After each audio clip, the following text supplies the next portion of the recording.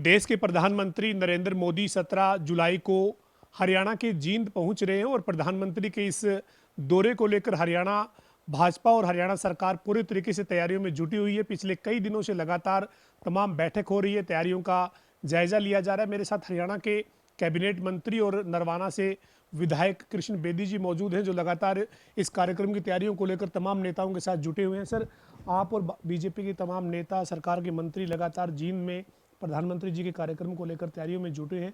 किस तरीके का कार्यक्रम रहने वाला है सर, और कैसी तैयारी है? 17 जुलाई एक ऐतिहासिक दिन बनने जा रहा है। देश की पहली हाइड्रोजन ट्रेन, यदि जींद वाली लैंग्वेज में बोल लूँ, पानी गल्ला रेल चलेगी। उसको हरी झंडी दिखाने के लिए देश के लोकप्रिय माननीय मुख्य प्रधानमंत्री श्रीमान नरेंद्र मोदी जी सुबह 9 बजे जींद पहुंच रहे हैं।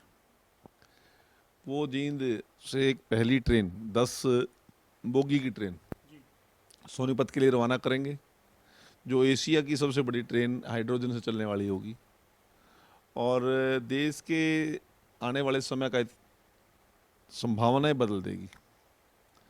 और उसके साथ साथ जींद रेलवे स्टेशन का इनॉग्रेशन, नवीनीकरण, उस दिन देश के प्रधानमंत्री जी उसका भी करेंगे। साथ साथ नरवाना रेलवे स्टेशन का जो 25 करोड़ रुपया खर्च करके उसका भी नवीनीकरण किया गया, उसका भी उस दिन वो उद्घाटन करेंगे। काड़ा आम से लेकर अम्बाड़ा तक एक ऐसा कॉरिडोर जो एक पूरे के पूरे जोन को औद्योगिक क्षेत्र में एक बहुत बड़ा लाभ देने वाला है, उसकी भी उस दिन देश के प्रधानमंत्री जी हरियाणा की जनता को समर्पित करेंगे। पंडित नेकीराम शर्मा जी, जो देश की स्वतंत्रता में जिनका एक बहुत महत्वपूर्ण योगदान रहा, उनके नाम से भिवानी के अंदर एक मेडिकल कॉलेज और कोरियावास महेंद्रगढ़ के अंदर भी एक मेडिकल कॉलेज, उसका भी उस दिन वो शुरुआत करके जाएंगे, उद्घाटन करके जाएंगे। इसके साथ साथ हरियाणा प्रदेश के अंदर जो जम्मू कटरा एक्सप्रेस हाईवे बना है, उस एक्सप्रेस हाईवे का भी हरियाणा की जनता को वो समर्पित करने का काम करेंगे। सिख गुरुओं ने केवल अपनी शहादत और कुर्बानी नहीं, देश और समाज को बचाने के लिए अपने परिवारों को भी, जिन्होंने देश समाज और धर्म की रक्षा के लिए कुर्बान कर दिया, उनकी याद में कुरुक्षेत्र में लगभग 150 एकड़ में एक सिख म्यूजियम बनने जा रहा है। एक बेहतरीन नमूना वो हमारे गुरुओं की याद में बनेगा और ऐसे भव्य कार्यक्रम को की शुरुआत भी देश के प्रधानमंत्री जी भी करेंगे। और कुरुक्षेत्र जींद रेल लाइन पर लगभग 10 से 12 किलोमीटर कैथल वाली लाइन को एलिवेटेड ट्रैक के तौर पर भी हरियाणा की जनता को समर्पित करने का काम करेंगे। बहुत ही सुखद क्षण है हरियाणा की उन्नति और तरक्की के लिए। इसके साथ साथ अन्य कई और परियोजनाएं भी उस दिन देश के प्रधानमंत्री जी हरियाणा की जनता को सौगात के रूप में देंगे। हमें सौभाग्य मिला है इस कार्यक्रम की मेज़बानी करने का, क्योंकि जींद जिला का प्रतिनिधि होने के नाते, मंत्री होने के नाते इस सरकार की तरफ से मेरी जिम्मेवारी लगी है और इस ऐतिहासिक क्षण को युगों युगों तक लोग याद करने का काम करेंगे।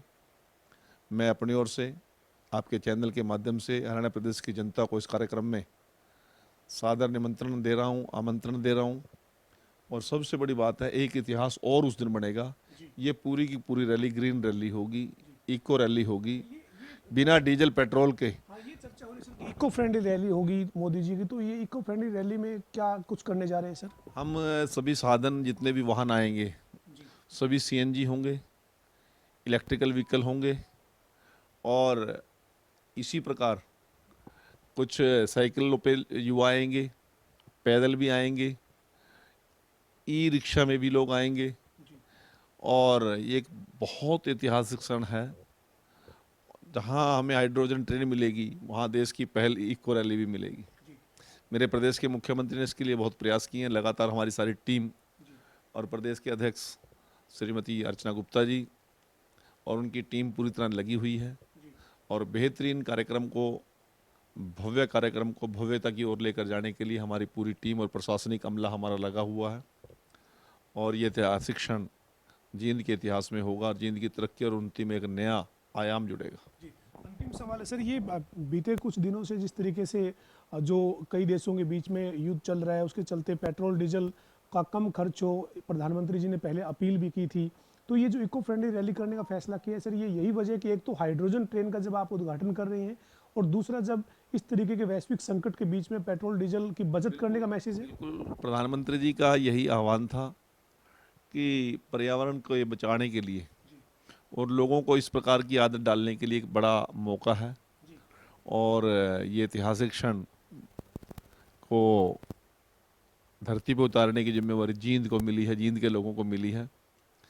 हमारे चारों विधायक मेरे साथ, भाई कृष्ण मिड्डा जी डिप्टी स्पीकर, राम कुमार गौतम जी विधायक, भाई देवेंद्र अत्री जी, सारी टीम हमारी इस काम को धरातल पर उतारने में लगी हुई है और आप सभी के आशीर्वाद से सफलता मिलेगी। बहुत भव्य कार्यक्रम होगा, ऐतिहासिक कार्यक्रम होगा। ये सर एक सवाल और है, ये जो आपने तमाम उद्घाटन और परियोजनाओं के शिलान्यास बताए हैं, नरवाना को भी आपने कहा है सर, क्योंकि नरवाना आपका विधानसभा क्षेत्र है और आपने नरवाना के लिए कई वायदे जब आप वहाँ उम्मीदवार के तौर पर मैदान में थे तो आपने किए थे।